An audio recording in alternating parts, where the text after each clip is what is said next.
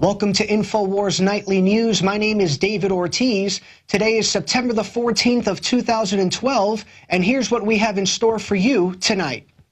Tonight on the Infowars Nightly News, QE3 is unleashed and helicopter bins throwing more money to the banks. Plus, Alex sits down with Gerald Celente in a mind-blowing interview. You're not going to want to miss this one. What was the major war that Eisenhower got us into? How about none? How about it was Eisenhower who ended the... All that and more on tonight's Infowars Nightly News. Good evening. Has the United States and Israel unofficially begun a war with several Middle Eastern countries? According to several federal agencies, particularly the FBI and the Department of Homeland Security, they are warning of terror attacks that could continue to occur in response to an anti-Muslim trailer that has been uploaded and has appeared on YouTube. The intelligence agency's bulletin also warns, quote, the risk of violence could increase both at home and abroad as the film continues to gain attention. Now, in my estimation, this is occurring for one of two reasons. Either our blowback policies, this is occurring because of blowback. Obviously, Middle Eastern people would not be nearly as upset with us if we weren't bombing their countries, or the U.S. could very well, with the help of Israel's Mossad, be behind this video. And why would they want to do that? Well, to divert our attention from the economy, the dismal numbers that we continue to hear. Obviously, the economy is in free fall. So according to an article posted by Paul Joseph Watson today on Infowars.com, here are his thoughts on the matter. Quote, everything about the movie suggests it was a contrived fraud to artificially manufacture unrest in the Middle East at a time where speculation that the U.S. and Israel are about to launch military interventions in Iran and Syria is rife. So Mr. Watson obviously feels what many info warriors already know, and that's that one of two things are happening. This is blowback as a result of our military policies, or the United States is somewhat involved with this film in a way to divert the public, so that they can divert the public and get us to war with Iran. And it's also a great way to distract the public from what's going on economically here in the United States. And as this news occurs, two bomb threats were called in today at two major universities. One bomb threat occurred today at the University of Texas, right up the road here in Austin. According to university officials, quote, the university received a call from a male with a Middle Eastern accent claiming to have placed bombs all over campus. He said he was with Al-Qaeda and these bombs would go off in 90 minutes. President Powers, who's the president of University of Texas, was notified, and it was decided to evacuate all of the buildings out of an abundance of caution, reports WeAreAustin.com. Now, the University of Texas wasn't the only university that had a bomb threat called in from a supposed member of Al-Qaeda. This also occurred at North Dakota State as well. According to officials, a supposed member of Al-Qaeda called in there also. And at the Valparaiso University in Indiana, they had unspecified threats that occurred. They don't say it was a member of Al-Qaeda, but obviously police authorities had to come onto the university as well. So we haven't had any threats at major universities, and all within a matter of hours, minutes. There are two, possibly three universities that received bomb threats from members of Al-Qaeda. Coincidentally, members of our news team were at the University of Texas producing another story around that time. And later on in this segment, Alex will talk to them and see what their thoughts are on the matter. They spoke to students who were on campus and asked them questions about how they feel about the supposed bomb threat. And also, the University of Texas does have a nuclear reactor facility, and that had to be evacuated as well. For those who don't believe that, we actually have footage of their nuclear reactor facility. So this is a great way to kill two birds with one stone. You don't only call a bomb threat to a major university, but you scare people and call a bomb threat into a nuclear facility. It gets the American public thinking that these men with steely knives and beards can not only attack our universities, but they could attack our nuclear facilities as well. So obviously, this is a great way to roll out the TSA and roll out a new war with Iran and possibly Syria. And earlier I discussed that one of the reasons why this also is occurring is to divert the public from the horrible economic news that we continue to sadly receive. Today, Bernanke announced the start of QE3. For those who don't know, QE stands for quantitative easing. This is the third time that they've done it, and it's essentially printing more money. Now, it doesn't take a rocket scientist to figure out that if you continue to print money, you will devalue our currency, and ultimately that will lead to hyperinflation. Yet, Mr. Bernanke continues to do that. Our president doesn't use the bully pulpit to condemn his actions. And according to an article written today by Alex Jones and Paul Joseph Watson, while Ben Bernanke's announcement that the Federal Reserve will embark on an open-ended scheme to purchase $40 billion in mortgage-backed securities each month has been touted by the established media as the beginning of QE3, it is in fact nothing less than another banker bailout in disguise. Later on in the article, it says this has nothing to do with getting the economy going again and will only serve as yet another huge wealth transfer from the middle class to the elite. And how that occurs is obviously when you devalue the currency, you squeeze the middle class. And here come the elite and members of the government and say that we're going to now purchase assets for pennies on the dollar, but we're doing it for your good. Hey, there's no economic activity going on right now, so you should be thankful that we're buying your home for pennies on the dollar. You should be thankful that we're buying that commercial property for pennies on the dollar. A very, very sad situation. In my estimation, we've gone off the fiscal cliff. We're just now in midair waiting to splat. It's very, very sad. We're going to go. Now, many people sadly don't even know that this is going on. We live in the United States of American Idol. We live in the United States of football. And many people don't know that this is going on. And recently, our reporter Dan Bidondi spoke to local area residents to ask them simple questions about the Bill of Rights. Just in case you don't know, many surveys show that most Americans don't even know who their vice president is, let alone the Bill of Rights. But here's Dan Bidondi asking local residents questions about the Bill of Rights. Over to you, Dan.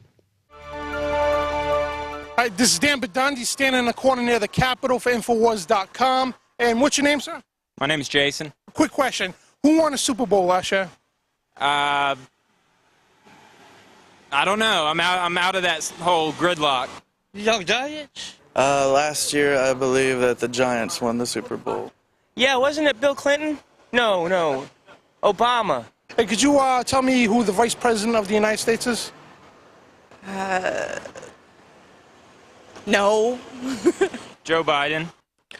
Joe Biden? You can't ask me questions, I blank.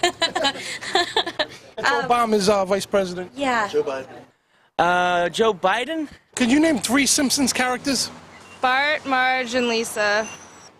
Bart, Marge, and Homer. Bart, Lisa, and Marge. Could you name the 3 branches of government? Judicial, legislative, and begins with an E. Executive. I know. I was like. Well, you're close. I mean, a lot of people can't answer those questions. Legislative, judicial, and executive. Could you recite 2 amendments to the Constitution? Oh, man. How about the First Amendment? Freedom of speech. Yep. How about the second? Right to bear arms. Good. 13th Amendment, I think this is the Women's Rights Amendment. I don't remember. But well, yeah, it was a pocket constitution anyway. 2 of the Bill of Rights, I tell you, the first Bill of Rights is no other gods before me. And the second one is a sabbatical, which keeps Father God first. Well, that's the 10 Commandments, which is great memorizing. That's probably most important. And but do you know the constitutional bill, right? The First Amendment? No, sir, I do not. freedom of speech, the right to bear arms, freedom of the press. And freedom of speech and freedom of press, what amendment is that? It's the second one, I believe. First, yeah. And the right to bear arms is? The You said it, second. fifth? Second, okay. Second. We got the right to bear arms and the right to pay the government a lot of money every day. If you're gonna be dumb, then you gotta be tough. If you get knocked down, you gotta get Read your back Constitution before it's gone. Dan Bidondi for the Infowars Nightly News. I'll tell you a story. Thank you, Dan, for that report. In other news, according to Reuters, Twitter gives Occupy protesters' tweets to U.S. judge. According to the report, Twitter handed over tweets from an Occupy Wall Street protester to a New York criminal judge today after months of fighting a subpoena from prosecutors in a closely watched case pitting privacy and free speech advocates against law enforcement. According to the article, Malcolm Harris was one of hundreds arrested during a mass protest on the Brooklyn Bridge in October of 2011. The Manhattan District Attorney's Office wants the tweets, which are no longer available online, to try to undermine Harris's argument that police officers appear to lead protesters onto the bridge's roadways only to arrest them for obstructing traffic.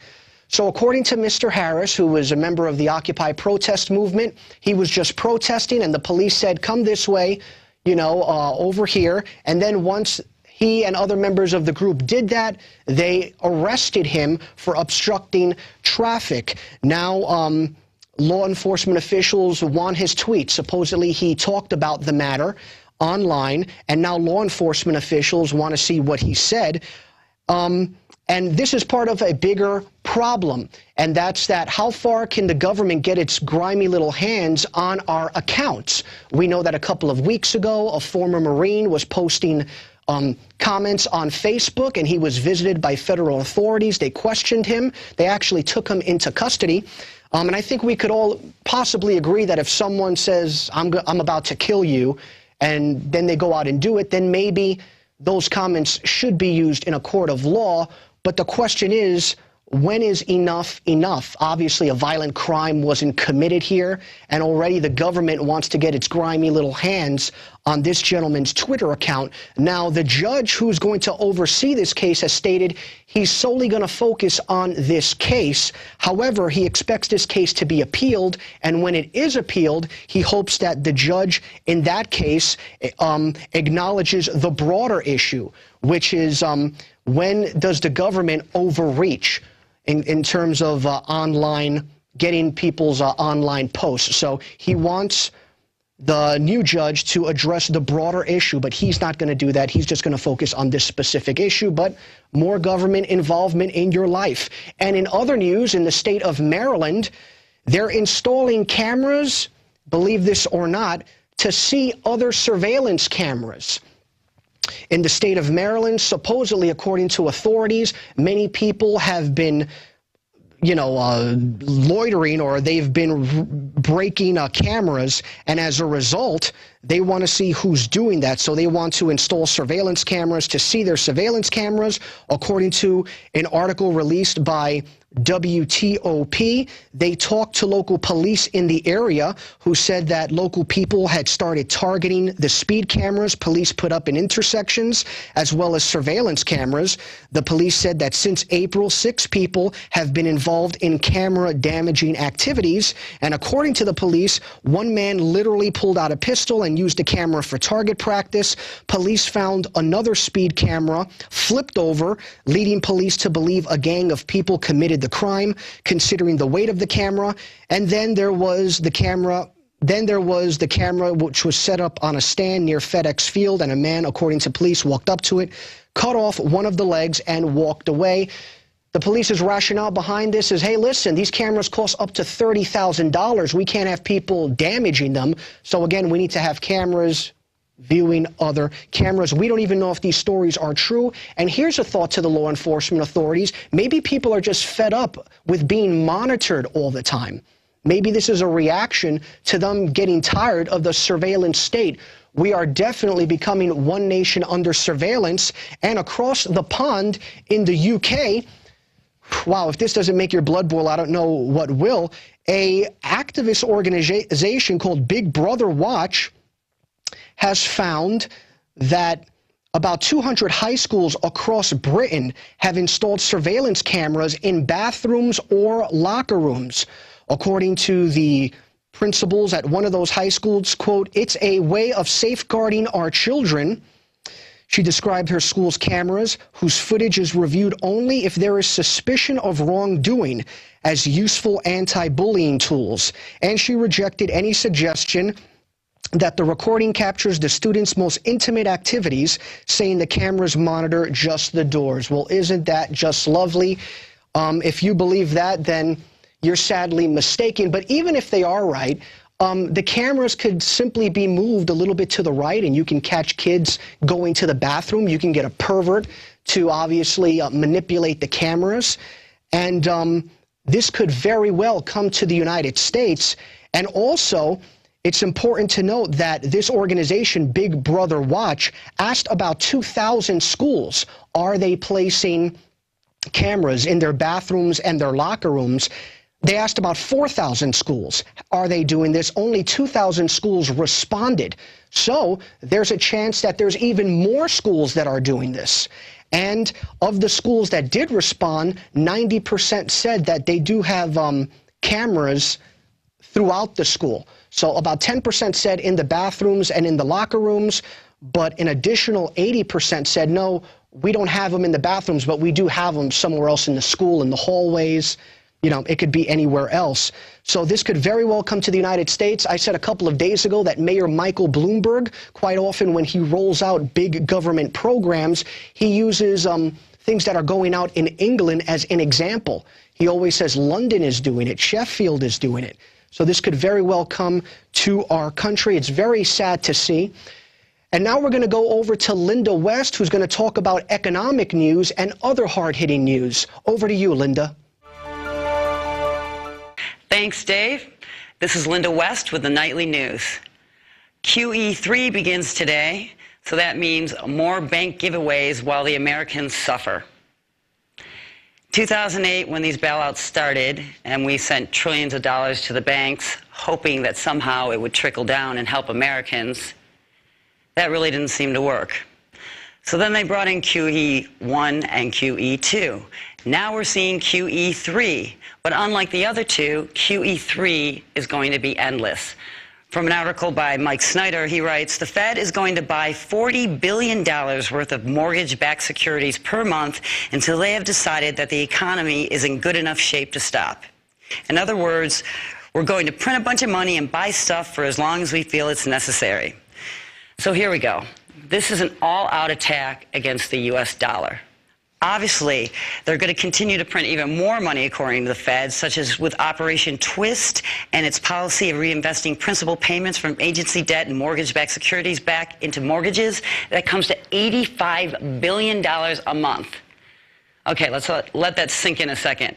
That's $85 billion a month that the Fed is going to start printing up with no end date. So, what exactly do we think that this is going to do to the American dollar? And how do we think that this is possibly going to help when QE1 and QE2 didn't help? And let's put another thing out there. It's not like this money is coming home. This money is going overseas, probably mostly to China. It's not going to come home for research, infrastructure, to help education or pensions. None of this is coming home. The only thing coming home to us is the big bag of debt, not only to us, but to our children. So what do we do about this? What could we possibly do? Well, one thing we could possibly look at is Iceland. Now, you probably haven't heard a whole lot about Iceland because there seems to be a big blackout in our mass media outlets on what is actually going on in Iceland. So let me tell you what actually happened in Iceland. When the recession hit in Iceland, they were sitting in a much worse situation than we are now. But they handled it a little differently. In fact, they completely revolted. They rebelled, they went nuts. They went down to the parliament and they started throwing rocks.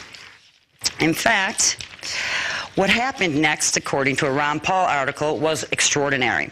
The belief that citizens had to pay for the mistakes of a financial monopoly, that an entire nation must be taxed to pay off private debts, was shattered, transforming the relationship between citizens and their political institutions and eventually driving Iceland's leaders to the side of their constituents.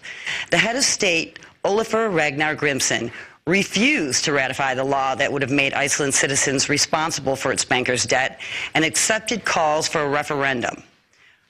Obviously, they're not drinking the fluoride over in Iceland, because then in March 2010, they passed a referendum with a 93% vote against repayment of the debt. The people just said no.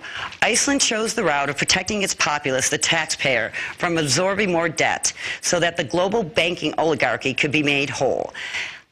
With the support of a furious citizenry, the government launched civil and penal investigations into those responsible for the financial crisis.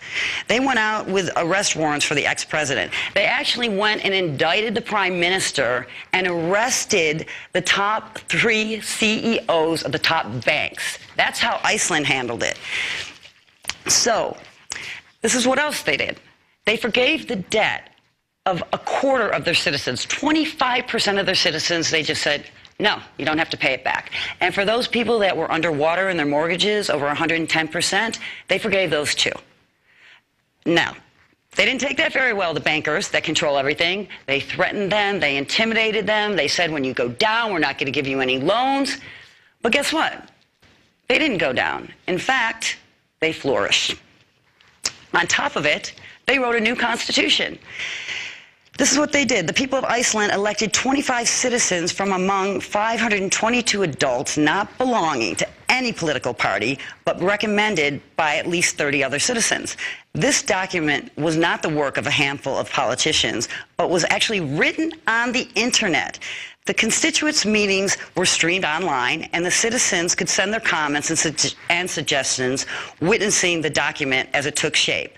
The Constitution that eventually emerged from this participatory democratic process will be submitted to Parliament for approval after the next elections. So they rewrote the Constitution. They actually threw the politicians out. They got people, normal people, that the other people at all decided that these were the best people, and then they put it online. I mean, talk about democratic. Okay, so how did that turn out? Everyone said it was going to go down. It was this big experiment because we really haven't heard, right? Well, I'll tell you how it turned out. They're flourishing. Their GDP has rebounded. In fact, they're doing better than the EU and most of the developing nations right now. And according to the Fitch rating on Bloomberg, the unorthodox crisis policy response in Iceland has succeeded. So, the takeaway is QE1 didn't work, QE2 didn't work, and QE3 is certainly not going to work. Hyperinflating our dollar is not going to work. What will work? What did work is Iceland's program. So they sent policemen in to arrest the bankers, and they succeeded. They're doing great. So I say, let's do what Iceland did. This is Linda West reporting for Nightly News. And again, thank you for joining us on this very important special edition of Infowars Nightly News. I want to thank David Ortiz and Linda West for the news portion of the transmission. We're going to be interspersing a lot of really big news in the next 30 minutes with the one, the only, Gerald Celente, the top trends forecaster. We're going to be looking at Obama appeals against court ruling that strikes down the NDAA Constitution killing system. Even though he says he's against the NDAA, he helped write it and then pushed for its passage and then signed it, but he's still against it. We're going to be looking at that. We're going to be looking at the takeover by the federal government of the cybersecurity and the internet. We now have a leak, confirmed leak of the executive order by Obama being passed around to media heads, the total takeover of the web. Folks, this is a serious tyranny we're entering. Now, Gerald Celente, of course, has had many best-selling books. He's predicted many of the things that have unfolded. You can find out more about his Trends Journal on the website we're going to be giving you here in a moment. but he has been calling the Tea Party before it materialized, the collapse of the euro, the riots in Europe, years and years before. And he said a year and a half ago, he said, when Bernanke says he's not going to have QE3, you watch, they've got to do it because we'll implode if they don't, and we'll have inflation and maybe hyperinflation if they do. And so that is the path that central banks always take. And remember, they promised no QE3. Then they said, okay, you're demanding it maybe a little. Now they've said QE unlimited. And we have our article here at Infowars.com today that I wrote, new banker bailout disguised as QE3. $85 billion. The media's saying $40 billion. That's just part of it. $40 billion a month to go buy private derivatives from the banks. So it's really a banker bailout, a direct tax. But total, it's $85 billion a month. And we have the press release from the private Federal Reserve. And he's going to break down exactly what this means, the mechanics of it, and what it's really doing, and how it ties into the whole LIBOR scandal and how these banks are all working in concert. And then we're going to pick his brain about, now that he's been accurate in predicting this when they promised they wouldn't, what the aftermath will mean and what the time frame is. Max Kaiser, who's also got a really good head on his shoulders and worked with George Soros' son as a top stockbroker, he has done something, said something I've never heard him say. He said by next April there will be a giant total collapse, whatever that means. He's on next week to break it down. But that's my word on this. We're going to get Gerald Celente's take on it all, the head of the Trends Research Institute. Gerald, thank you for joining us on short notice. Wow, you've got the floor. Tell us what this means, and do you agree with my analysis that it's just another transfer of wealth to the kleptocrats? You nailed it, Alex, in your introduction. This is nothing more than a bailout, another bailout to the too bigs to fail. That's where all the money is going. It's the same scheme around the world. They make it appear, you read the headlines, and here's the phony headlines. You ready for this one? This is coming from the Wall Street Journal. Fed acts to fix jobs market. Isn't that nice? They're going to fix the jobs market. Oh yeah, just like they fixed it before. How much did they pump into the system? Well, depending on whose numbers you're looking at, when you go back to 2008, beginning, of course, with the Bush programs, with TARP, we're talking about $23 trillion. Oh, and what's the job market doing? Son of a gun.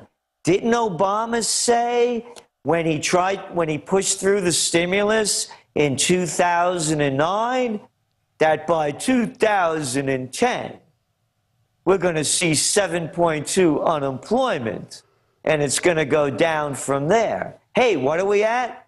8.1. And why is it only 8.1? Because they don't add the people that drop out. So as you well know, when you look at people like John Williams' shadow stats, we're looking at 22%.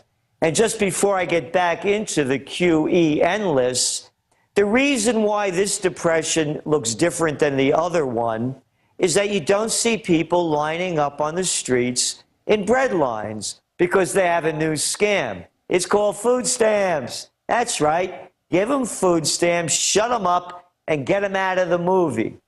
And that's why people can't see the real pain. So when we're looking at this quantitative easing scheme, we have to understand that when they talk about a global economy, it is indeed a global economy in every sense. I have been saying for the last several months that I would put my reputation on the line that Bernanke was going to push through quantitative easing before Election Day. You don't have to be a trend forecaster to figure this one out. All you have to do is look back a little bit. Alan Greenspan did the same thing for George Bush the First, but he did it a little too late. And then Clinton squeaked in, and also because Perot grabbed 19% of the vote away from Bush. So they do it all the time. It's the criminal operation. And you made it 100% clear.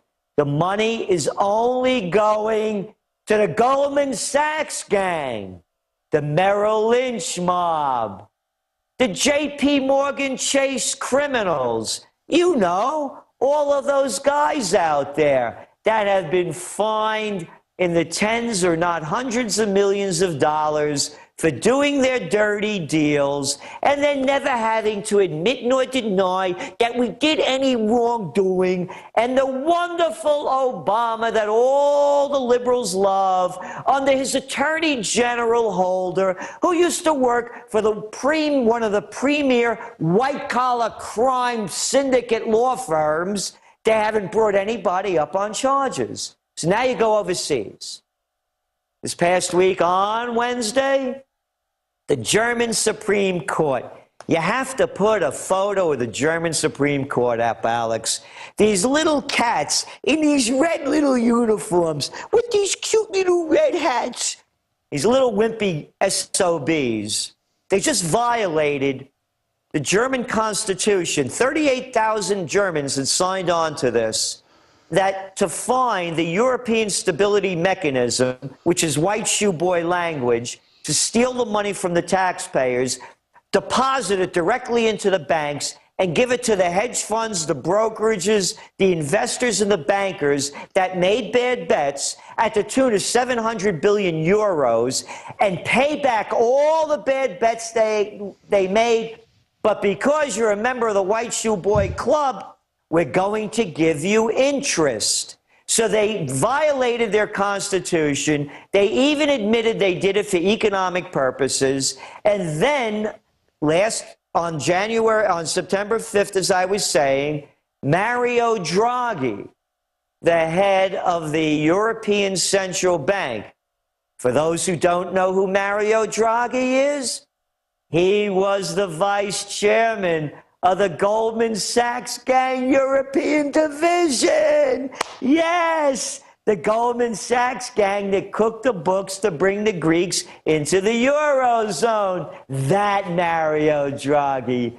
He announced, just like this, you said this endless QE, he announced they're going to buy up all of those worthless Italian, Spanish, Portuguese, Irish, Greek bonds, nonstop. All we're seeing here, and you could throw China into this loop as well, it's all connected. They are printing nonstop counterfeit digital money to give to their pals in the banks and the hedge funds so they could keep the scam going. All right, I'm not making this up. No. I mean, you're not there, Gerald. And just to interject, the magnitude of this, I played the clip on the radio today. Ron Paul on television said we should, quote, be panicking right now, but instead we have this mass Stockholm syndrome or this learned helplessness. I guess the word could be normalcy bias. Quote, countries should be in panic over Fed's decision, zero hedge. Infowars.com, he said that one on CNN. And Ron Paul's never talked like that. The fact that they're not just doing QE3, but it's unlimited looting, and then it comes as inflation for the general public. It devalues the purchasing power. They're buying 1.4 billion bullets, giant black armored vehicles, checkpoints. The military's preparing for civil unrest worldwide. And I saw what you're talking about. Barroso over in the EU, he said, hey, we need a total federal state run by the banks over these countries. So they're capturing us by getting our governments that are their operatives to sign on to their fraudulent paper. Then they have their prostitute media, the term you coined, tell us that it's our debt, and then they're raising taxes to pay it to them. My God, they're going to go all the way here, Gerald. So that's my question to you. How do they think they're going to get away with this? Because when they say unlimited and they're going to buy all the derivatives that these criminals created and spend $85 billion a month just here in the U.S. giving it to them, I mean, what's next? Are they going to demand our daughters? Yeah. It's one banking syndicate. It's what Rothschild had said. They would make it so complicated that people wouldn't understand it until they lost everything, essentially, and were put under the control of one bank. Here, this is a quote. Now, this isn't a left-wing, subversive newspaper. This is the front page story last week out of the Financial Times. The Financial Times. Here's the headline. Draghi helps out Obama campaign. Barack Obama's chance of re-election as U.S. president rose on Thursday, and the words that did it were not his, but Mario Draghi's.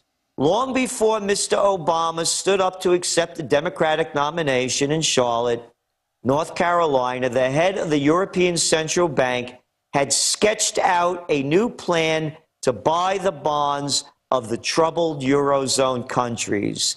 That will not move the polls. It will not move a single vote.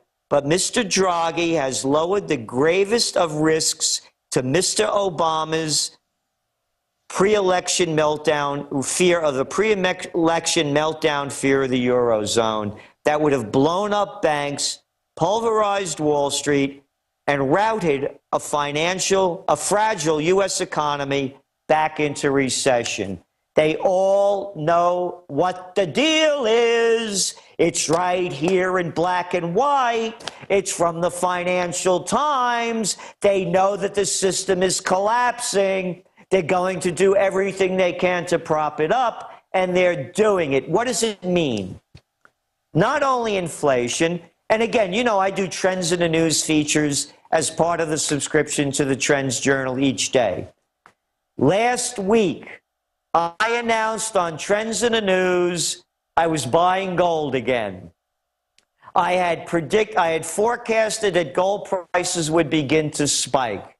They've gone up probably about $80, $90 since I said that. Again, you can see where this is going. They're printing this counterfeit money, this digital money not worth the paper it's not printed on, devaluing everything else, forcing commodity prices higher, and here's the one that no one ever talks about anymore, hardly. In the old days, when I was a young boy, they used to have a thing that they used to promote in this country that made it seem like it was a good thing to do for wise people. Savings. Oh, you remember that quaint word, savings. You work and you put a little money away, you work and you put a little money away, and you put it in the banks. And you know what they would do with it? They would give you interest on it. Yes! Back in the old days, you would put money in the bank and they would give you interest on it. Interest that would be ahead of inflation most of the times. Now what do? They give you nothing. They take your money. They hardly give you any interest rates. And you know why? Because America's public enemy number one, Osama bin Bernanke, has pledged and has kept doing the same dirty deal, keeping interest rates near zero. They say they're going to keep them near zero or at zero until 2015. That means everybody out there that used to, especially the elderly, that used to put money away and build a nest egg, they got a goose egg. They got zip, nada, nothing.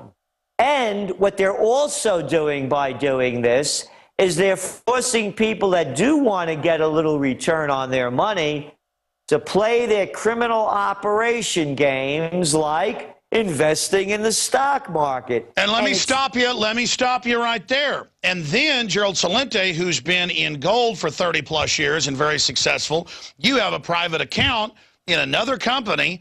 MF Global comes along, takes control of it, takes your 6 figures, doesn't give it back. Corzine, who advises the president, former head of the same gang, Goldman Sachs U.S., you know, he's the Don of this area. He sits there and says, I didn't know about it. It comes out he did know about it, and they just announced last week they're not going to do anything to him. So that's my question. The signal has been sent that they can rob anything. They are taking general police, turning them into SWAT teams. They are openly preparing to arrest people and put them in re-education camps. So I guess it is confirmed, like you're issued last quarter. Next train to Auschwitz, they are going the pure tyranny route. But here's the question. Break down from your great acumen and gravitas and looking into the future on this, but now it's becoming pretty clear. I mean, you were getting called pessimist porn 4 years ago in the New York Times. Now here it is.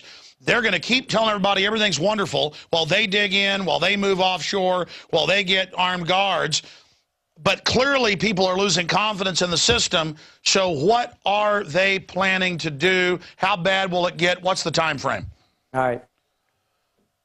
What they're planning to do is making headline news. It was 9/11, 11 years later.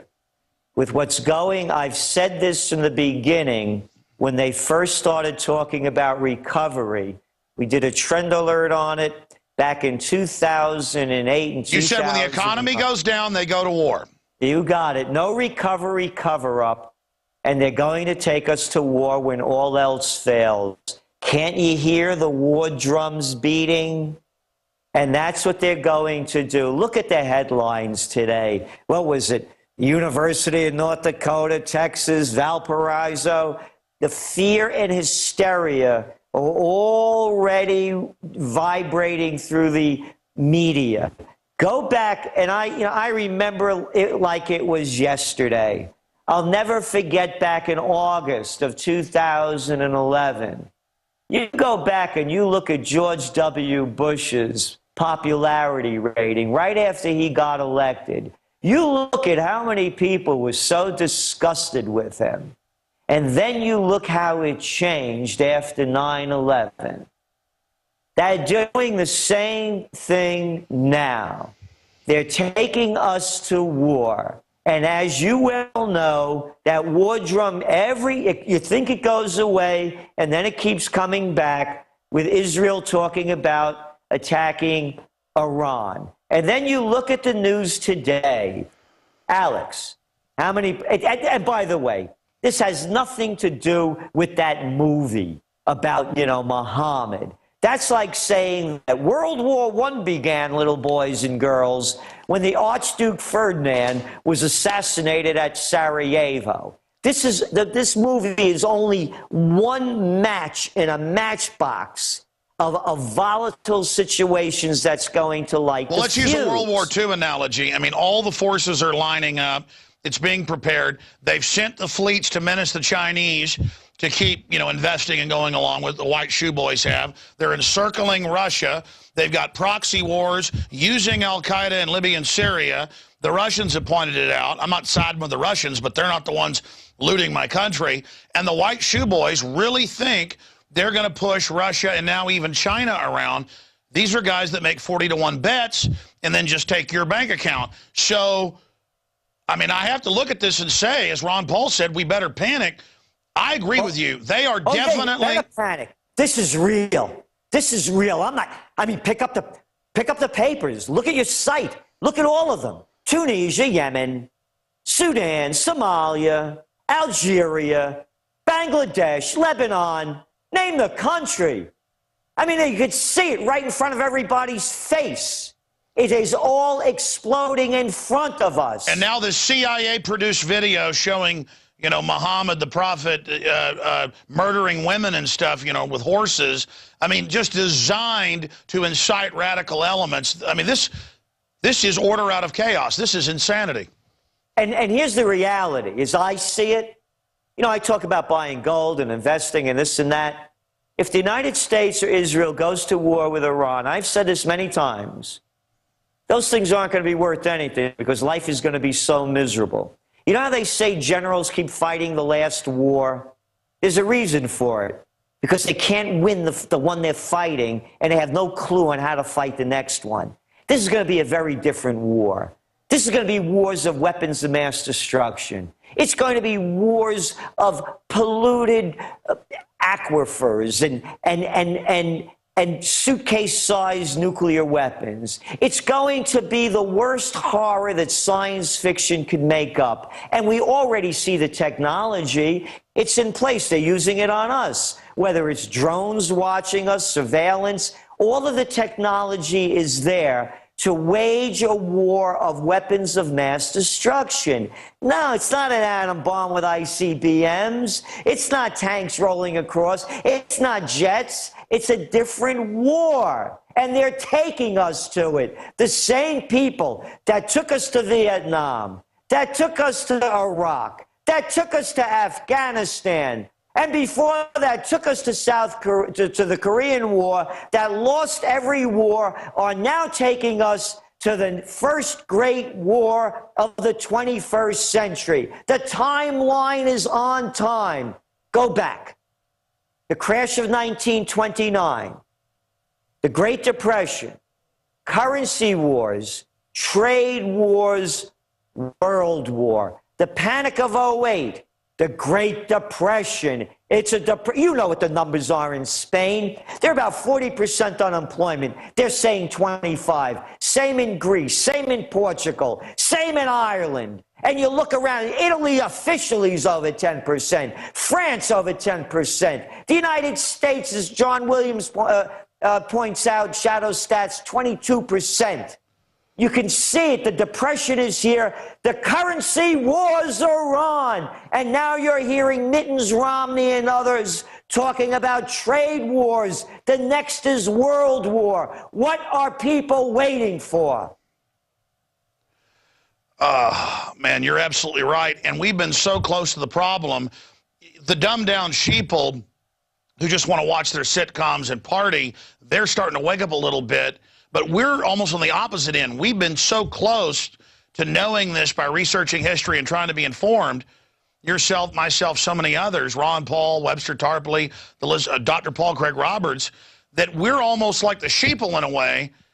But I'm getting chills right now because we've been so close to it, we're almost expecting it and ready for it. But then I have the realization that this is real. I mean, this is really happening. And then you talk about the generals fighting the last war. The Joint Chiefs, even Dempsey, who's a warmonger. This is like 3 Joint Chiefs of Staff chairmen in a row saying, don't blame us if they go to war. We don't want a war. You got Mossad heads resigning over it. You've got anybody who knows anything like Colonel Schaefer saying we don't want this. There's a reason real war fighters who usually love a new war do not want to enter this, because you're right. It's asymmetrical, it's insane, and they also realize it's globalist bankers who want to sit back from their yachts and offshore islands and play the West off against the East so they can consolidate power and get a police state out of it. People realize this is such a hell war that they're creating, and it's got Russia looming, and the white shoe boys who are so arrogant and chutzpah, bravada, hubris-filled are probably, I mean, there's a lot of experts, a lot of top brass I've talked to on and off air. They say this could go thermonuclear. I mean, this is going to get out of hand. This is going to make World War II look like a cakewalk. So I hope all the good old boys that talk about glass parking lotting all the Arabs, I hope they're ready for $20 a gallon gas if that happens. I hope they're ready for bioweapons in the streets. I hope they're ready for cities burning when the welfare people riot, because this isn't a game. You know, Homeland Security thinks it's cute. They're running ads about get ready for a zombie apocalypse as an archetype of the public. They are, it's like Satan's running this or something, Gerald. I mean, you couldn't come up with a more diabolical geopolitical plan than what these Harvard, Wall Street scumbag, crazy people have done. Because you know what? I have been freaking out, like Ron Paul says, for years. I knew it was coming. But now it's not over the hill. It's not down the street. It's 6 inches in front of our nose, and it stinks like a pile of dead corpses. And they're telling me it's pumpkin pie. They're telling me it's key lime pie to eat it. I mean, how far does this damn insanity have to go? And you're right. It's exactly what it is. It's right in front of our noses. You know, I look at these people that are in charge. It's not only what they say, it's who says it. And how could anybody believe them? Just by looking at them. You know what I look at these people? It's like they're like an anti-human race. They're not human, they're anti-human. All of their actions, again, they pollute our water. They poison our food.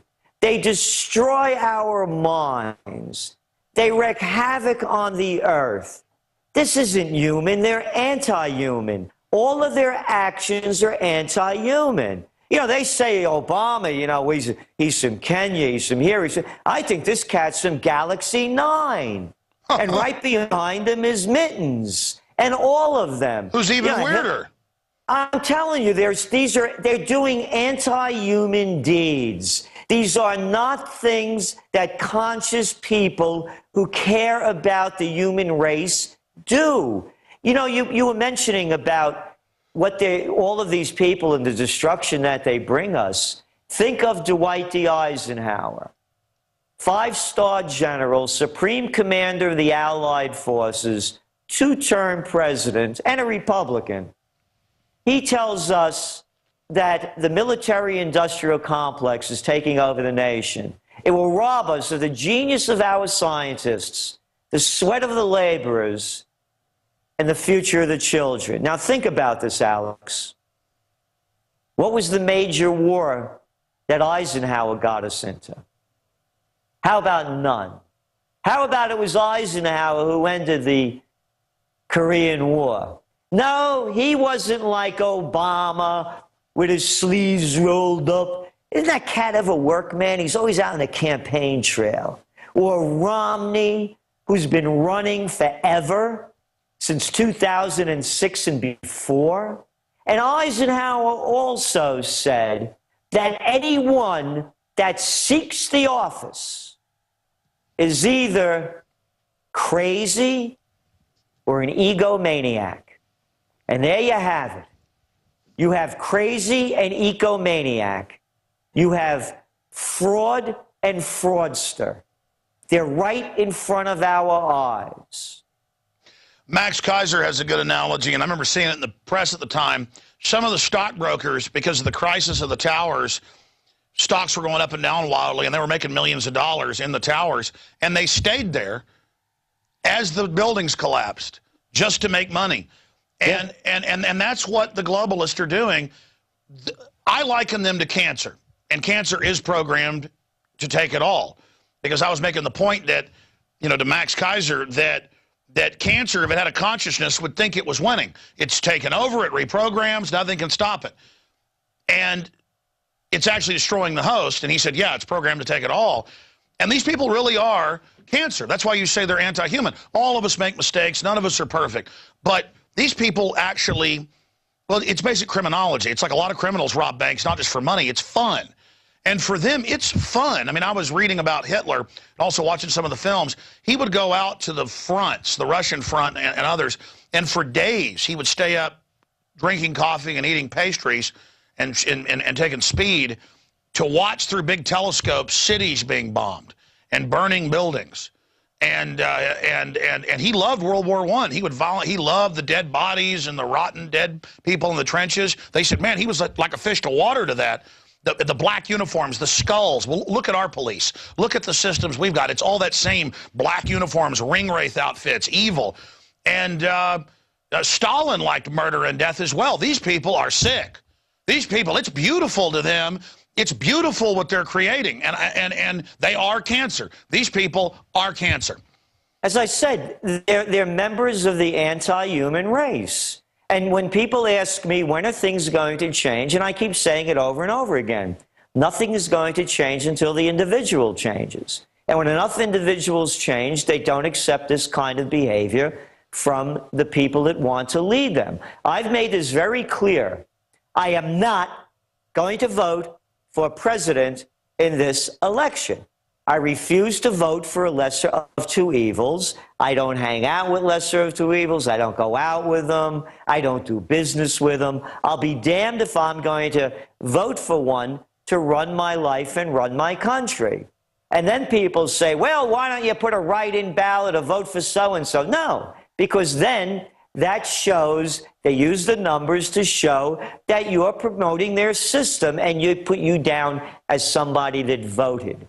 I will no longer be a part of this criminality. And again, only speaking for myself, you know my motto, think for yourself. I will not be part of this corrupt crime family that they like to call the Republicans and the Democrats. Well said. But you're better off calling them the Bananos or the Gambinos. Absolutely.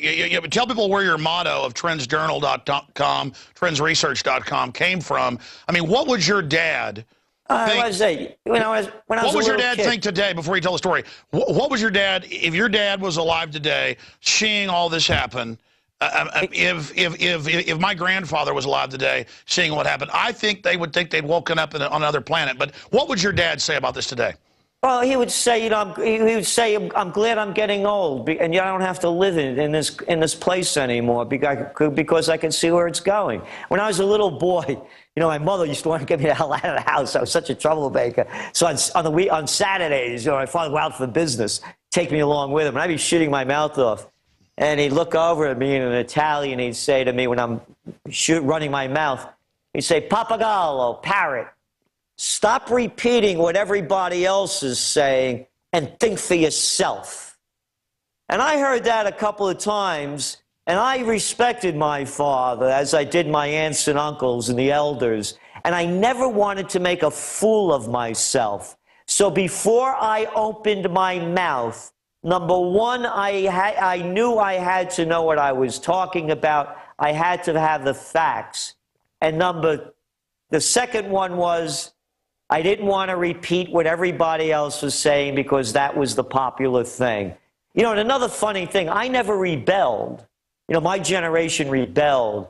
I looked up to my elders. I have a whole wall over here of all my ancestors because I knew that I didn't know and they knew. Did they know everything? No. But everything they knew that they taught me. And that's the difference, by the way, of what's going on now. Young people have no reference point. They don't remember when America used to have, here's an arcane thought, Alex, there used to be a thing called hardware stores. Yeah, before Home Depot, before Lowe's. They were all over the place. There was a thing called an entrepreneur. I love Mittens Romney gets out there and he brags about creating staples. Oh, wonderful. You put all those stationery stores that used to be in every neighborhood out of business, and now you can take home $62.50 a week after you work in Staples and all your taxes and everything else comes out. People have no reference point when there was style and quality in this country, when we really built magnificent cities that are now going into the dust. And as I say, the only way I see America coming back is by going back. Going back to a time when there was courage and dignity, when there was respect and integrity and passion. You can see it in the buildings that are rotting in Detroit and in Cincinnati. You can see it when America led the world in infrastructure, and now we have trains that are speeding into the 20th century, let alone the 21st. You can see it by the dignity of our president. When you had a man like Eisenhower and not a little calfone like Obama being lifted up by a pizza man with his arms out like this. Could you imagine Eisenhower doing that? Could you imagine our presidents having their wives come out at the conventions to say how great my guy is and what a wonderful daddy he is? Look what this country's devolved into. The only way we're going to get ahead, I believe, is by having a renaissance, and that means going back to American quality. Well, all of that is great, and I agree with you, but now they have thrown another curveball. Unlimited quantitative easing, which it'd be bad enough if they really gave it to the banks and said loan. But as you know, in the last 5 years, the banks won't loan anything. They hoard the money. The only place you've got really big inflation is in the luxury items because they're giving themselves the money. That's their way to stop real hyperinflation, is just to make sure we don't get any of it. But if you're going to have inflation, might as well have it be into the economy at first and get some benefit up against the bad. But instead, it's this weirdness where only the elite shops and the luxury stuff, gets more expensive, and they're making money hand over fist. But all the little restaurants I used to go to, all the places, they're all closed, they're all boarded up. Austin's one of the better off cities in the country, and it's bad. Everybody I know, including executives, doctors, you name it, they're making a lot less. People are moving in. Families are having to move in together. Everybody's got 2, 3 service jobs. It's getting worse and worse and worse and worse and worse and worse by the minute, and the health care plan is really written by the insurance companies to let government and insurance companies take over care and make you buy it. I mean, it's so hellish. Evil has been turned loose. And this happens in a lot of cultures. So my question to you is, time frames. You've been absolutely, I'm not kissing your butt, it's true, on target with everything you've talked about. You know, they're like, oh, things didn't collapse, Celente. Well, they're saying the collapse we're seeing isn't a collapse. They're playing games. They're messing with the numbers. But now you said, I guarantee you they're going to do the QE. They've done it. So tell us what's coming next now that it's coming more into focus. And you've obviously got some of the lines a little bit more crisp. Clearly, they're trying to hype up the Arabs with this fake video. Clearly, they've turned Al-Qaeda loose that they put in all these countries. Clearly, they're putting out all these fake bomb threats right now to get the fear going. So, yes, I see the preparatory fear-mongering that I saw before 9/11, that you saw before 9/11. We can see them getting ready. So what does that mean? Staged terror attacks before the election? TSA on the streets rolling out? I know 6 months ago I confirmed nationwide every city had its TSA checkpoint kits and groups set up. They're all waiting. I mean, clearly this has all been premeditated. They've got the hammer risen over us. How do you see it dropping? What tips can you give people once it drops? How bad will it get? I believe that just as Mario Draghi and the Financial Times reported, they're going to hold this together until the elections financially on the economic end. All of this stimulus won't do anything, as you clearly point out, other than enrich the very rich. That's all it does. It didn't do anything before. Why should it work now? The same thing over in Europe. And you look what's going on in China as well, Brazil. You go around the world. It's all unraveling.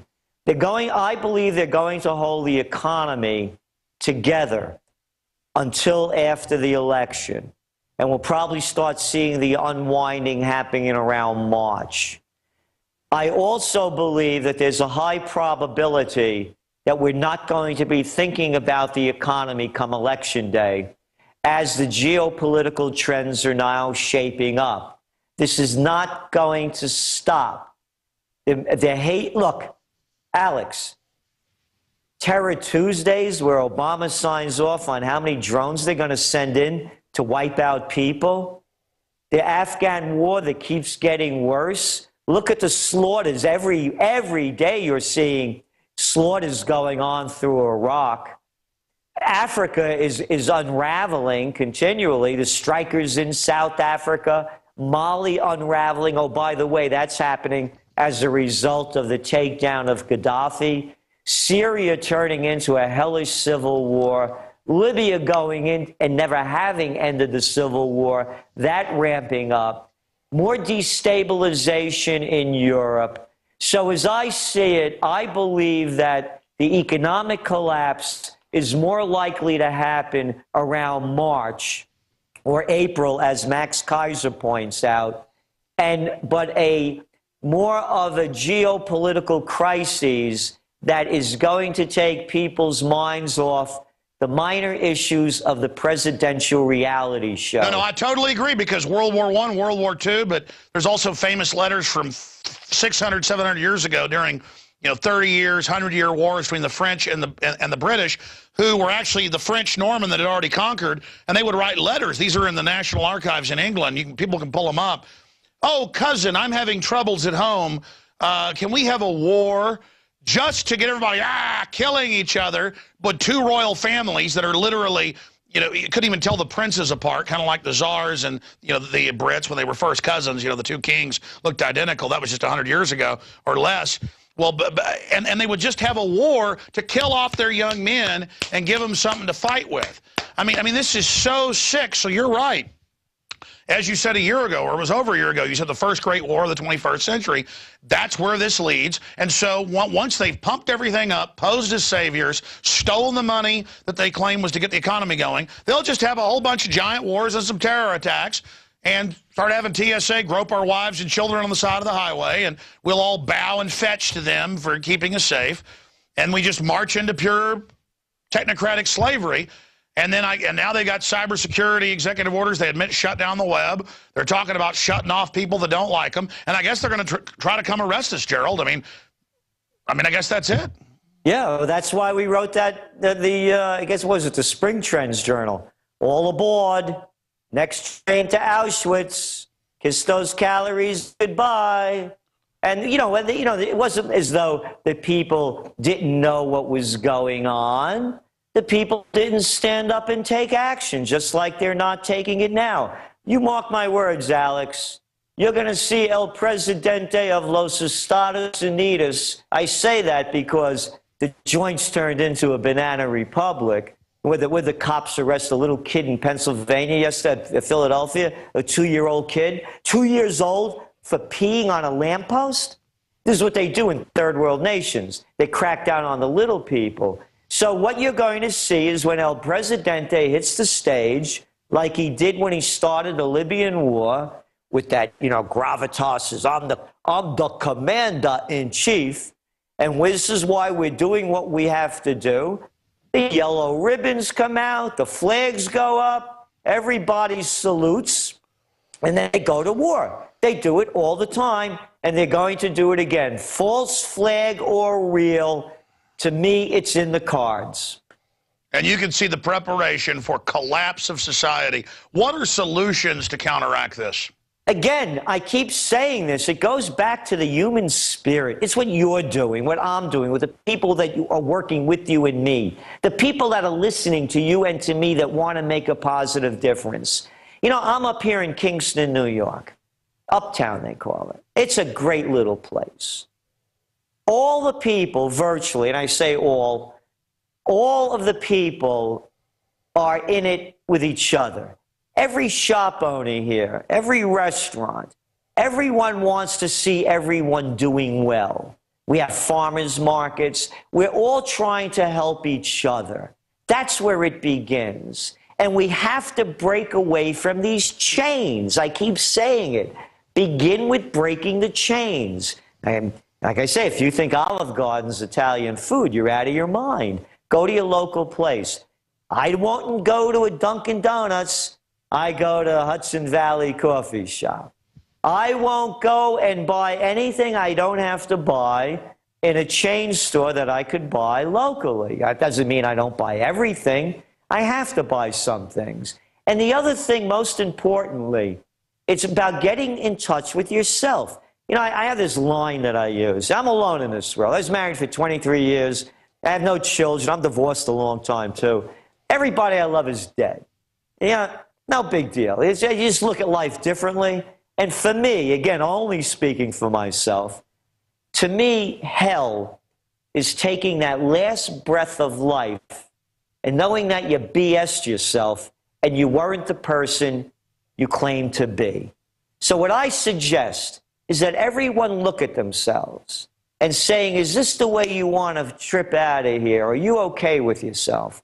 If not, what can you do to leave this planet on a happy note, a satisfied note, and a note of respect and dignity for yourself? And I believe when more people do that, they won't take the crap from these two-bit politicians and a bunch of suck-up bureaucrats and other psychopaths and sociopaths. They'll demand greatness. You're right. And here's an example. Let the big crooks get away with it. A cop sees a 2-year-old unzip their pants and start peeing on a lamppost. Come on, cops. Anybody who's had kids or been around knows when kids are 2 years old, I've got 3 of them. They, I've had daughters when they were 2. My son when he was 3 at the beach. And until you tell them no, they're just like little animals. They start peeing up against a lamppost. That's what kids do right after the time you potty train them. And the fact that a cop would write somebody a ticket for that shows a total disconnect for reality. When I was at Bilderberg this year, and they didn't want us to be able to get around it, they'd gone and harassed everybody and said, don't let them park. They'd gone in our hotel and said, is Alex giving you any problems trying to find something? And I told the cops, shame on you, the head ones, and I had some of the others apologize for it. But the last day, we're trying to walk down a side street on the sidewalk across a little road. It's not marked you can't walk across it because it's a red curb if you can't. And we're trying to walk across it, and the cops come and block it and say, we're going to arrest you if you walk across there. And I sat there and I said, you go ahead and arrest us then. This has been going on for about 10 minutes. And the national media was there. The Guardian wrote about this. And I said, do you want your kids growing up in a country where citizens can't walk across this entrance here to the Marriott on a side street? You know this isn't marked. And I said, it's not illegal for me to walk right across here and go over by the hotel, you know, on the city sidewalk. I said, can I walk? And I said, if you do this, you'll enforce anything that's illegal. And I said, do you want your children to live like this in this country? And he pointed across the street and he said, you see that mobile unit? My boss is watching me on a camera right now and I'll get in trouble. And I said, so you're going to follow orders, you'll do anything to follow orders. And he said, no, fine, go ahead, you guys can walk across the street. And everybody cheered, and I turned back and I said, that's what we have to fight for in America, is that we can walk on the sidewalk past, you know, over an entrance where you're supposed to be able to walk. And again, it's not like people were even coming in and out of that entrance. It's that's how far we've come. And the Guardian wrote about a victory for liberty, that we could walk across the street. And it just shows how ridiculous this is, that that people that work for the system are enforcing their own enslavement. People have got to just start saying, we're not going to be part of this, and start saying no. Exactly. And it's what I said earlier. When you see an economy in decline like ours, and you see all the numbers coming out, they just came out with some new data that hardly made the news about how many young people born in poverty never make it out. And we're at the bottom of the list of all of the so-called developed nations.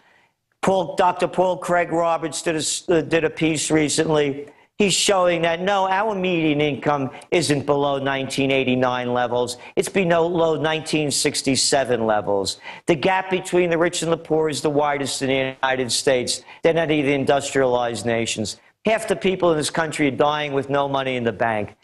This is the behavior of the police in third world and declining nations. Like when you saw what was going on in Egypt and how much they hate the police.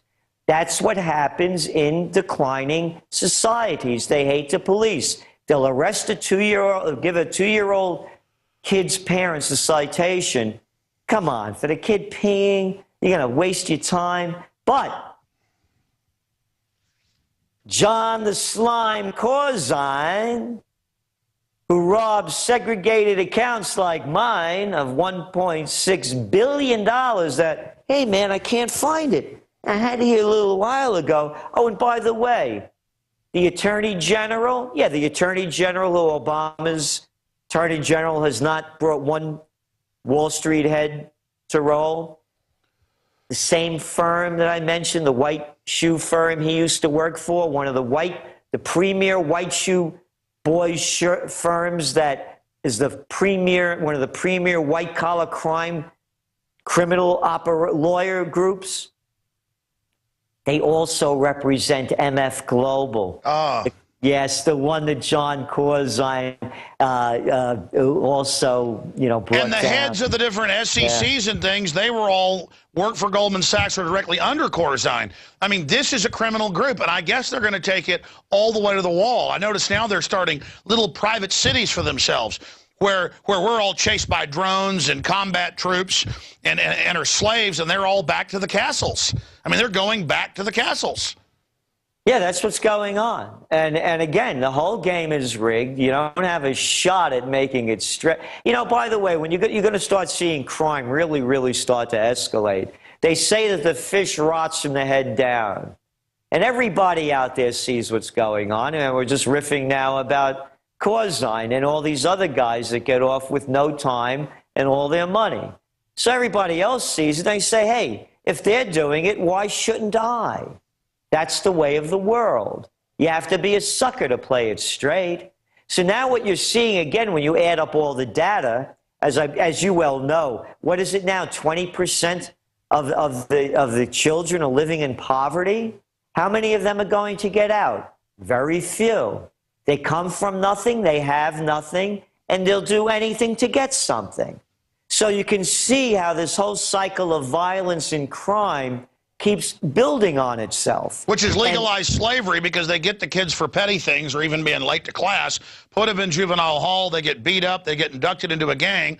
Now they get an education in crime, or they become cops, and the cycle continues. It's legalized slavery. I got 2 final points, and I want to plug the Journal here because it's so invaluable for folks out there. But guns of pot users to be confiscated. Federal court ruled they can do asset forfeiture seizure for any substance abuse, including prescription drugs, alcohol, or marijuana. So now the ATF will decide if you're a substance abuser, no judge, no jury, no 68 Gun Control Act, you're not a felon, and take your guns. So now the pot users are going to have their guns taken.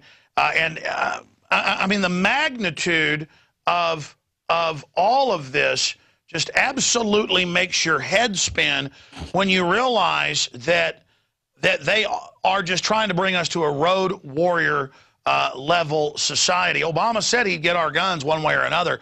I mean, what's your take on that? Well, the take is very simple. We began this by talking about the economy. I mentioned about how young people have no reference point when there used to be small farms, small businesses, small agriculture, when there were a lot of people that were in the communications business and it wasn't all closed up. It's a takeover. We're talking about the central banks in Europe tying in with the central banks in the United States. Oh, and by the way, that European Supreme Court ruling, again with those cats in the red hats and those little red robes, they also took power out of the Bundestag, the German government, and transferred it into Brussels. So now you're going to have 2 major central banks working with each other, the Brussels central banks, and you mentioned Brasso before, about how they're going to start taking all the power away from the European nations and centralizing it. So what it all adds up to, and what we're only talking now about the details, Alex, of fascism, the merger of corporate and state powers. It's been a takeover. The corporations run the game.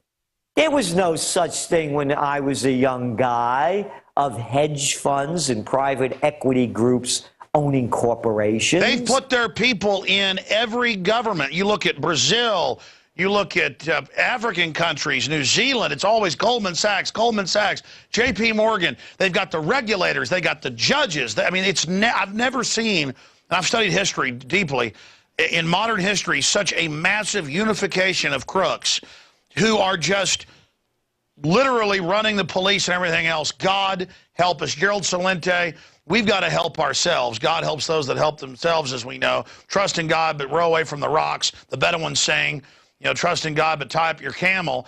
I mean, I guess, you know, Hunter S. Thompson kind of ripped off that and said, trust in God, pray to God, but row away from the rocks.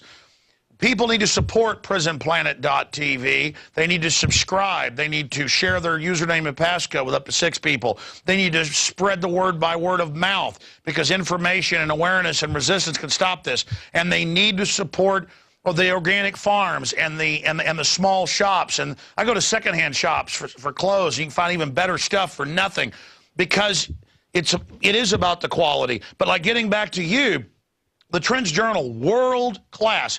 I mean, I can't learn much from, you know, quite a few people, but I learned something eagerly from that when you were nice enough to send us the PDF of it even before the physical magazine comes out. The weekly alerts, all of it at trendsjournal.com.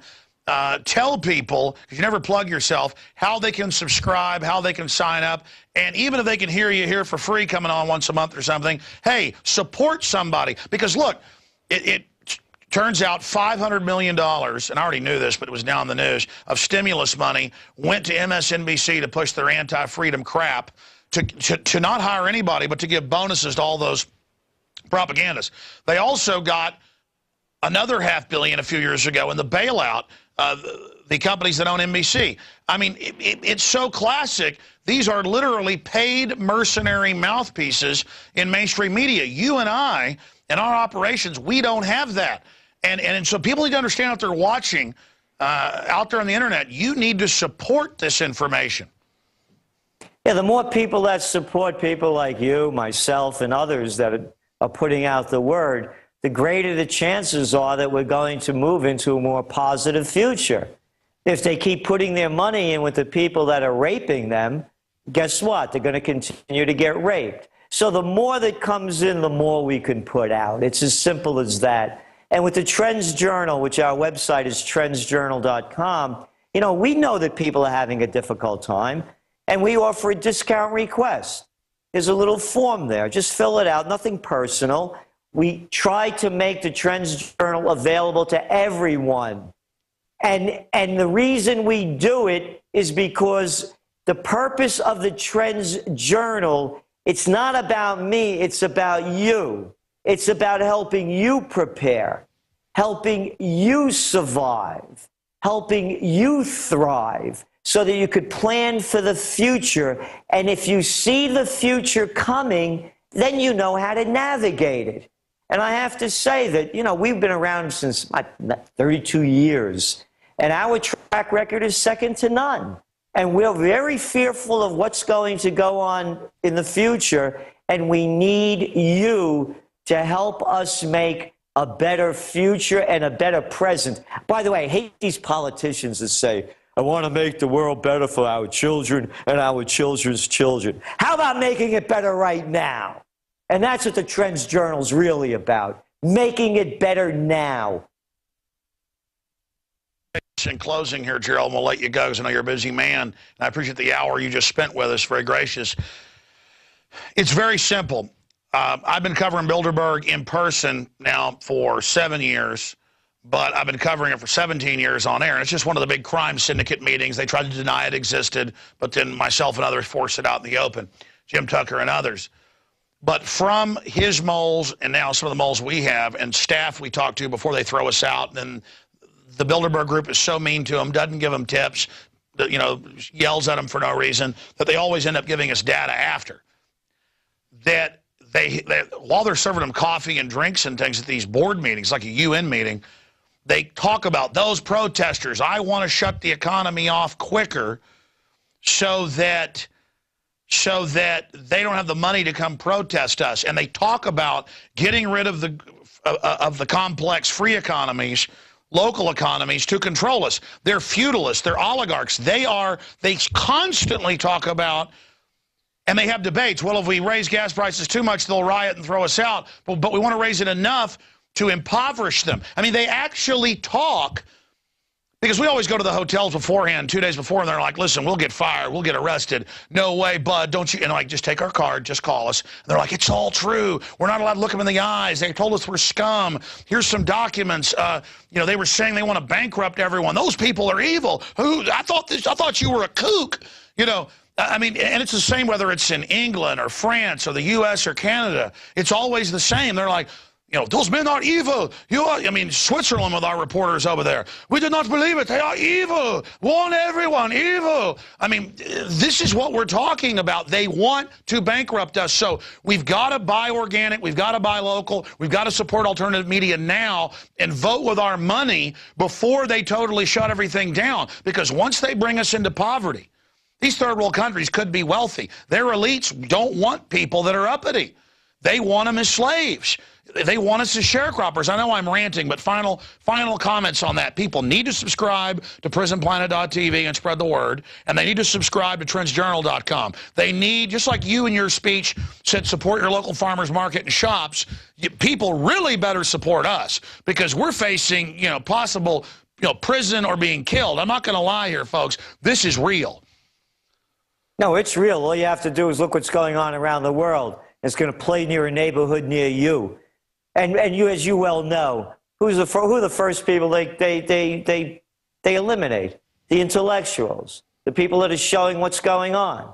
They hate us because we're exposing the fraud. And as I said, you know, when you're talking about they're evil, to me, man, they're members of the anti-human race. There's a big galaxy out there. Look up into the sky. I don't know where these cats are coming from, but boy, they don't have the heart or soul of anybody that I know.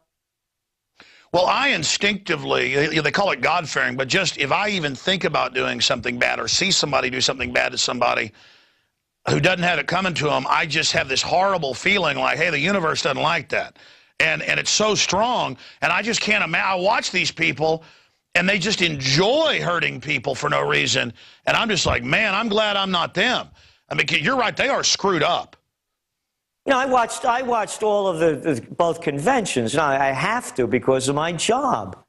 And I could not believe this show that they put on. One lie after another, every cheap applause line you could believe. And then I have to tell you, you know, they put on a great show. It's part Super Bowl halftime and mega church revival meeting. And the sheep will buy it. And so when you see the level of manipulation and weigh that against the emptiness of what they say and all of the broken promises, what do people expect? No one would associate with these kind of people in business or in life or in relationships, yet we're handing over our lives to them.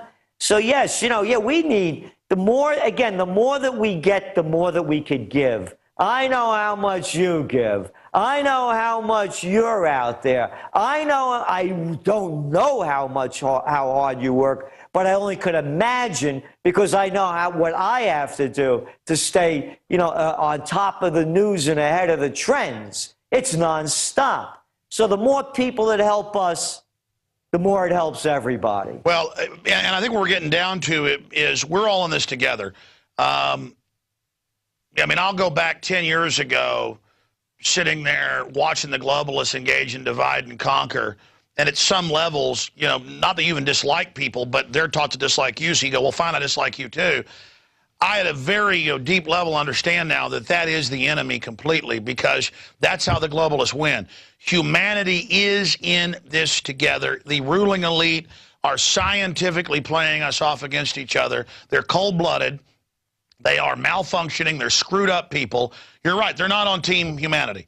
No, they're anti-human. They're the anti-human race. Oh, and one more thing. Turn on any TV station.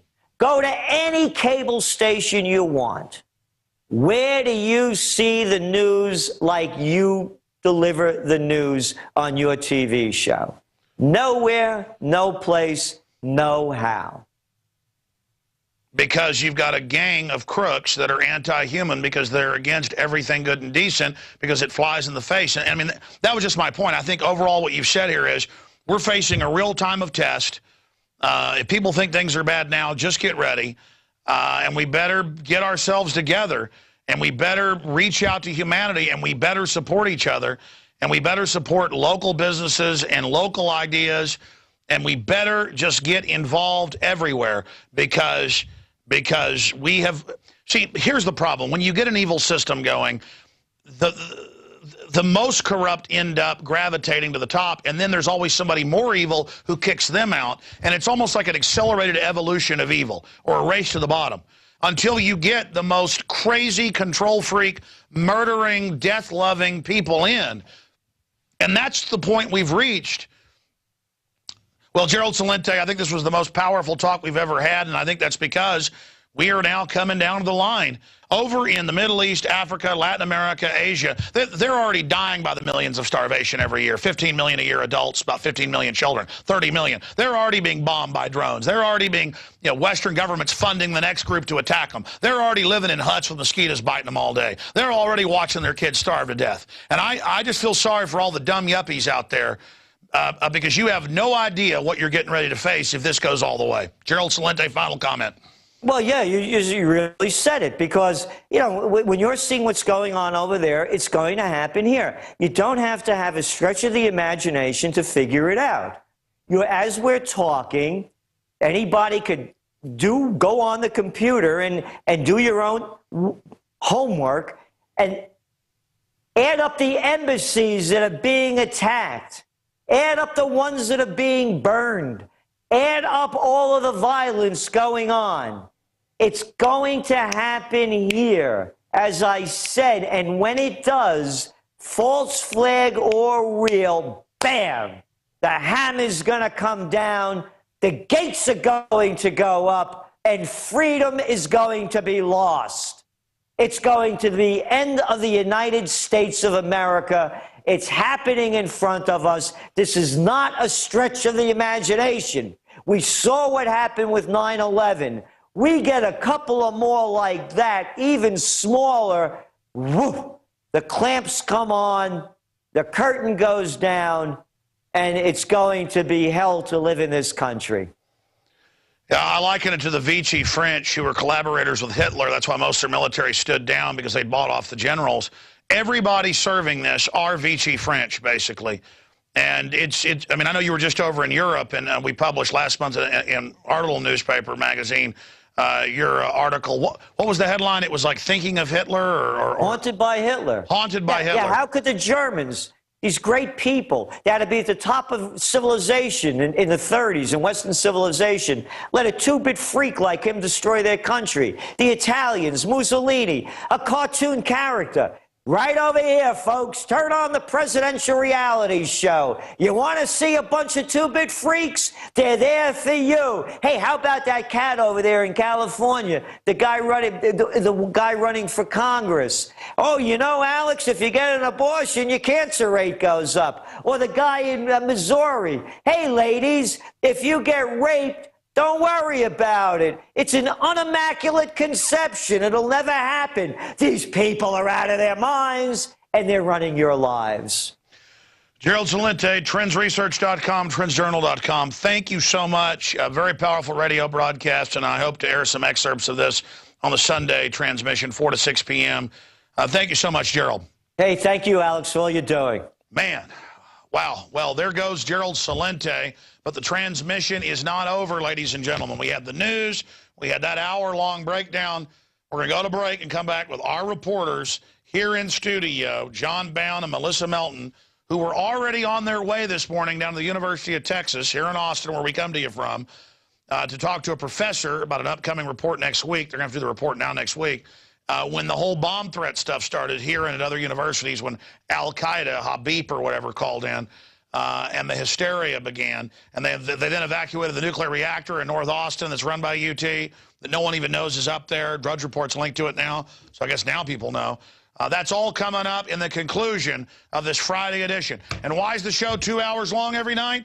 We don't know if we'll be here in 6 months the way things are going. I mean, this is real. This is super hardcore. This isn't a game. You've got to come to grips with the fact that Ron Paul, in fact, we'll play that when we come back from break, that Ron Paul has come out now and said, it's time to get hysterical. It's time to panic. See, that's why I love Ron Paul. That's why I got so bummed out by Jesse Benton calling his supporters extremist and, you know, going to work for the other senator from Kentucky, Mitch McConnell, and, you know, all this stuff coming out. But still, Ron Paul is telling it like it is, and we just appreciate that, because he's certainly not part of the problem. He's part of the solution. Teleprompter free, folks. It's just the analysis, what we really think. We're here telling you. We're in our heart and our analysis on our sleeve. We'll be back to look at this new domestic preparation for staged terror attacks. I think that's what this is. It's Infowars Nightly News. Stay with us. Again, thank you for joining us tonight. We know there's a lot of propaganda you could be watching, a lot of Prozac pills you could be popping, a lot of government worshiping you could be doing. Now, I talked about this when we had Gerald Celente on, before we get to our next piece of important information, the big bomb hoaxes at universities all over the country, including Austin, Texas. But here's Ron Paul saying Americans should be panicked. They should be freaked out about unlimited QE, your tax money to foreign banks who run our military that's training to put us in camps. It's not a very pretty picture. People might want to talk about this and make a big deal out of it. Or we can go the way of every other country that was once wealthy, let criminals take over and rob us. And maybe that's what we need to do. We've been a little decadent and pig-like for a while, so maybe that is our destiny. But don't say you weren't warned. Here's Ron Paul. The one thing that Bernanke has not achieved that frustrates him, I can tell, is he gets no economic growth. He doesn't do anything with the unemployment numbers. And from my viewpoint, I think the country should have panicked over the fact of what the Fed is saying, that we've lost control, and the only thing we have left is massively creating new money out of thin air, which hasn't worked before, and it's not going to work this time. So there's Ron Paul on the unlimited quantitative easing. Now, joining us here are Melissa Melton, and we've also got our own John Bound in studio with us. They were already headed down to UT to interview a professor this morning and got there in the middle of the bomb scare. And this was happening in North Dakota and now other states. Someone calls up and says, "This is Ahmed, the dead terrorist. There are bombs everywhere. I am dressed up like a mailman. I am with Al-Qaeda. I will kill you." And the country went into a standstill of just freakouts. They shut down the UT nuclear reactor that's on a giant multi-hundred-acre facility with armed guards that no one's on. They shut that down, kicked everybody off. I mean, it was just running around in fear, foaming at the mouth, basically. And you guys went down there and said people were kind of getting into the hysteria. I talked to Melissa and John on the radio today. But you guys have the press conference. Our government officials, not servants, our officials, our authorities, the mayor of Austin was there, Lee Leffingwell, who uses taxpayer money to pay for Formula One. He calls us civilians. Because those of us that are officials, those of you that are civilians, but that's whenever you hear him on the news, they were all there bumbling around saying, "We got everybody out really quick. Great job." Now these press conferences, great job. But so break down what happened and then lead us through these clips. But first, both of you on this nationwide hysteria, the wicked fling when none pursue, kind of in the PSYOP buildup, I think, towards, well, all the stuff we see in the Middle East right now, the October surprise they've got cooking, right in line for an attack on Iran. John, you first. Give us your take on what you saw today, then Melissa Melton, and then tell us about the clips we've got. Okay, yeah, we've got a complete takeover of our colleges across the country. Hundreds of martial law drills going on quietly and then some not so quietly. Times reporting on it, CNN, Fox News, all the local channels are talking about how we need this and everyone needs to stay in a state of fear. And you go down there and these students have been so inundated with drills that they're now desensitized, they're confused, they're afraid. You go to college to learn how to be in a drill, and they evacuate Congress all the time at gunpoint and shove Congress people they don't move quick enough. It's the security state, just like they did in ancient China. Oh, well, for your safety, you live in a forbidden city and you have long fingernails and we feed you. I mean, it's a form of slavery. Yeah, and then they roll out the Legion of Doom leaders that we have. Bill Powers, the president of UT, the man representing the police, I didn't get his name, but it wasn't Art Acevedo. It was a guy underneath him. The city manager, Ott, and the mayor, Lee Leffingwell, which the guys is... But the point is, you're getting into drills. Why? You guys have a hypothesis. Well, they were having drills this week, that this may have been part of that. But tell us how people were behaving down there. Break down more of the report. Well, the report basically shows that the folks down there are afraid, that they're also ignorant of what's going on, because we found out that there was a 90-minute window when the terrorists called up. He said, "You have 90 minutes, and then the bombs are going to go off." Well, these people didn't get a text until 9:51, which basically gave them about 10 to 15 minutes to get everything to get. And that was done for maximum fear, of course. Yeah. Now expanding on that, do they ever reopen UT, or will it be permanently closed forever? There were no classes until 5 o'clock tonight. So they're, make sure they probably go over their data and make sure the drill went well between the federal, the local, and state. Because there aren't going to be jobs with these university degrees anymore. I mean, they admit that 90% of the time. You want to be able to pay off your bills. So why not just have it be a big brainwashing re-education camp? Yep, and that's what they're doing. And, man, the amount of money these people are shelling out at UT to go to school there, they should all... Hey, but they still can worship Bevo. Come on. Yeah. Doesn't matter if the whole thing's a hedge fund. Melissa Melton, tell us your take on all this and what you saw in the clips we're about to watch. Well, the students were really confused because apparently UT does this drill on the siren once every single month. I've never been to a place or worked in a place where they do a drill every month, but here they do. And so at first all these students were just completely confused because they thought it was yet just another drill. Once it started to sink in, they were getting multiple texts. They started getting really afraid because it had been an hour and a half after they received the threat before they actually started texting everyone for maximum fear, as you said. And so people were running around. They didn't know which way to go. Students would cross the street. They'd cross back over. They didn't know where to go. And they were definitely afraid once it finally sunk in that it wasn't actually a drill. The drill was a total failure. Yeah. That's what it looked like. Well, I mean, the issue is you're just saying it's a drill, but clearly when we said we were going to opt out 2 years ago, this Thanksgiving coming up, it'll be 2 years, and there was a nationwide movement to say no to the scanners. They just shut them down for a week. But I thought there were Al-Qaeda just hiding in grandma's underwear everywhere and in children's diapers. Of course, the same Al-Qaeda the government publicly lets take over the Middle East and gives missiles. But Al-Qaeda is in grandma's colostomy bag. Sorry to be gross. We got to rip that catheter out, right now out of grandpa. Because, Al-Qaeda is in there. Miss USA got a check there. But, again, oh, my gosh. But on 9/11 in the towers, while planes have hit, they say, stay at your desk. And people say, well, the godlike person on the loudspeaker says, stay at my desk. Guess they needed to have that maximum death toll. Yeah, and in this report, we have that siren. It's a very eerie, digital-sounding air raid-esque siren. Very creepy. Well, it's all Pavlovian. You're under threat. Don't worry, the empire's bombing more people. You're under threat. The government loves you. Trust no one but Big Sis. And, of course, Bush's people admitted they issued fake terror alerts before elections. And I think that's what this is, a build-up towards false flag. I see them prepping the fear with everybody. Melissa, your take. Well, that or just prepping a reason to have TSA come onto our campuses.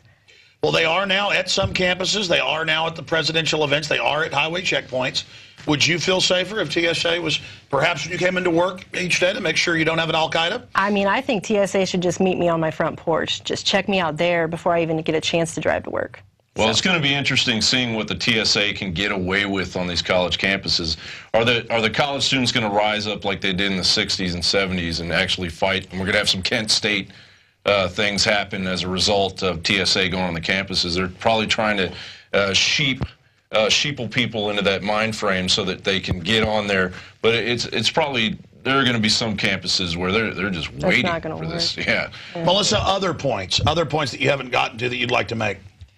Well, we did end up going to the press conference, and it seemed as though the president of UT really didn't have his story very straight, because at first he said that they received the threat at 8:35, but they didn't call it in to the students to alert them until 90 minutes later, basically using up the entire time frame that the people who called in said the bombs were going to go off. But then later on in the same conference, he said by 10 o'clock everyone was safe.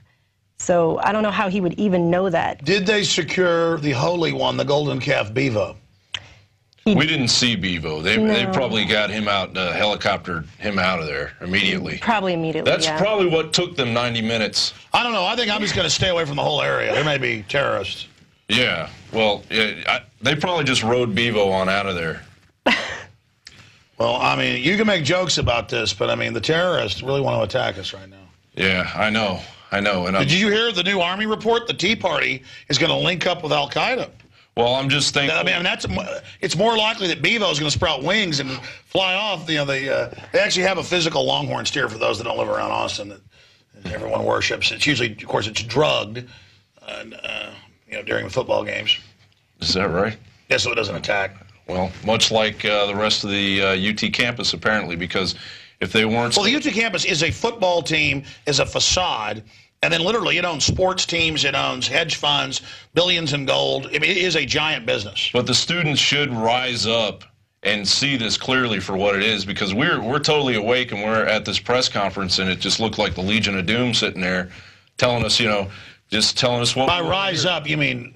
Well, they need to make the people responsible aware with these drills and these constant sirens that they're paying their money. They got the fluoride out of the water over there at UT. That was a good thing. So they are awake. They need to rise up and say, look, we're not going to do this anymore. We're not going to have any more of these conditioning. Rising up is what the founders did. Even speech is terrorism. You don't mean physical. No, sir. I don't mean that at all. I just mean rise up and get groped. In the morning, preferably. All right. Listen, we've got two clips, John. Tell us this first one. Okay, let's go to this first clip, which is a breakdown of the report of Melissa basically talking to students about how they felt about the entire drill today. I'm Melissa Melton reporting for Infowars Nightly News. We just arrived at the UT campus where apparently a bomb threat has been called in and all of the students have been evacuated. There have been a lot of drills on campus recently. Did you guys think this was just another drill? Because the sirens went off and it was like, why would they have a fire drill, you know, during the rain? And they're like, no, it's official, leave. Was there an air of fear? Were a lot of people afraid, or were people just not taking it seriously because they thought it might be a drill? Skeptical. I'm pretty sure other students thought it was probably skeptical also. But when you saw like authority like not letting you in, it's like, okay, it might be serious.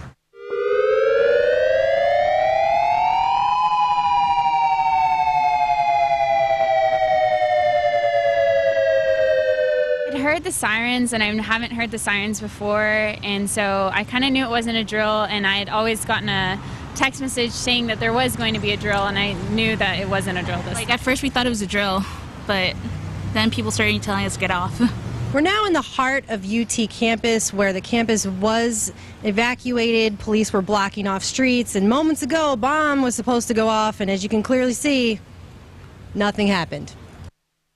Well, whenever I asked about the drills, the president of UT didn't seem to really understand my question at first. He kind of said, oh, we have lots of drills. And then he tried to backpedal and say, oh, it's fire drills, but those really work for everything. So he really wasn't able to even... He didn't really seem to know, like, where he was. No, pretty much not throughout the entire conference. Good puppet. Another thing I thought was interesting is that somebody else, one of the other press members, asked about why they felt the need to specify to the press that there was a Middle Eastern voice that put in this bomb. Well, it's an obvious psyop. But he couldn't really give a straight answer to that question at all. And then somebody else tried to rephrase it for him to kind of lead him into an acceptable answer. Yeah, basically. Yeah, just preliminary, you know, 20 minutes after Breitbart's at the hospital. He died of natural causes, case closed. Right. And this one, it's a Middle Easterner. Yeah, exactly. And you see him burning everything over there. We need to go to war right now. Are you scared yet? Yes, and how he was very worried about the whole global issue there at UT. That the global issue was very scary for him. But he... Well, I mean, the TSA will be there, so... That's what I think this is a lead up to. I mean, that's the impression I got. No, it is. It's martial law. It was a celebration of 9/11 by the people that caused it. It was basically what we're seeing a week of their holiday now. Yeah, their holiday. Yeah. We run stuff to keep you safe because we ship the narcotics in. We're the government, run by foreign banks. Now, let's tell us about the next clip. Okay, this is Bill Powers speaking. After we asked him a question. Now, there are a lot of people, there are a lot of different organizations there, local news and some national news, and we were able to get this question in. And you were saying that, I saw some of the tape in there earlier, they weren't asking a lot of real questions. No. It's so fun to get scared. You tell us they're keeping us safe. Yeah, they were asking. Yes, we're going to hire every known criminal to fondle you. Don't worry. We'll keep you safe. Doesn't matter, government's the biggest threat in history. Never mind, we'll keep you safe from Habib. Here's that clip. Is it true that this campus has been holding drills with this same scenario recently? We heard that from several students reporting that they'd undergone a lot of drills, so when this actually happened, they were confused if it was real or a drill. Well, we clarified that. This is not a drill. We train both our police, our response team, and we train jointly with the city, APD. So we do prepare for a whole variety of scenarios. We also periodically have what would be called fire alarm drills. That is, there are a number of scenarios where you want to get people out of buildings, first of all, and fired, whether it's an individual building or across the campus. We have not, to my knowledge, we have not recently had a student-oriented drill for this particular scenario. And there you have it. We have a lot more of that, which we'll put in a much deeper report. But a lot of his answers and a lot of Leffingwell's answers were completely predictable. The police officers' answers, basically that they had everything under control and everything was taken care of, when clearly they didn't, and the whole thing was a complete failure and obviously a staged drill. And we're not saying Leffingwell or any of these stooges actually is part of it. They just know to follow the script. They're there as empty suits, as mannequins for the global PSYOP operators to sit back behind the scenes. All right, well, great reporting. I look forward next week to the interview you guys are have had to reschedule down at UT dealing with something very important. We're going to leave it at that. But great job scoring that interview. All right, we are out of time, ladies and gentlemen. Great job to the crew, as always. Everybody, we've even got Jakari Jackson in there running the board, multitasking. I got Wes in there. I got Marcos Morales. Everybody kicking some globalist hind end. Remember, it's up to you whether this video gets spread out to people. When you subscribe at prisonplanet.tv, when you promote it, when we then post it on the web later for everybody at Infowars.com, get it out to everybody. All right, that's it for this 2+ hour transmission. I'm Alex Jones signing off for prisonplanet.tv. I'll see you this Sunday, 4 to 6 Central, with the Sunday show, and back next Monday, Lord willing, 11 a.m. Central, Infowars.com. And I am an extremist. You really should trust everything the government says. They're very nice people, and anybody that questions them is an evil conspiracy theorist. There, I'm fair and balanced now.